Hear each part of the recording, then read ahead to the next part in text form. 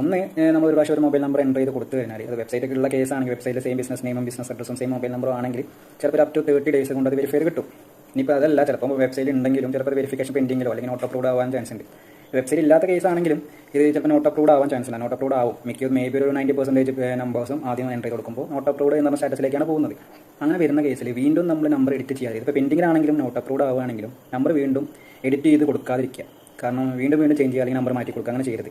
അതിന് പകരം നമ്മൾ അതിൽ അപ്പീൽ കൊടുക്കുക, ഒരു ഓപ്ഷൻ ഉണ്ട്, അപ്പീൽ കൊടുക്കുക.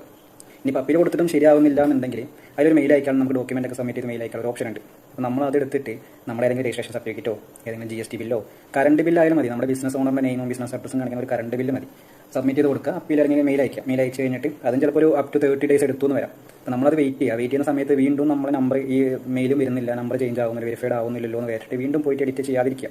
വെയിറ്റ് ചെയ്യണം. ഇവിടെ രണ്ട് സൈഡ് നമുക്ക് വേണ്ടത് ക്ഷമയാണ്. കാരണം ആദ്യം ഒരു അപ് ടു 30 days വെയിറ്റ് ചെയ്യേണ്ടി വരും. പിന്നെ മെയിൽ നോട്ട് അപ്ലോഡ് ആകുമ്പോൾ മെയിൽ അയച്ച് വീണ്ടും ഒരു അപ് ടു 30 days വെയിറ്റ് ചെയ്യേണ്ടി വരും. അപ്പോൾ നമ്മൾ ഇവരെ സൈഡിൽ നിന്ന് നമുക്ക് റിപ്ലൈ കിട്ടുന്നവരെ നമ്മൾ വെയിറ്റ് ചെയ്യും.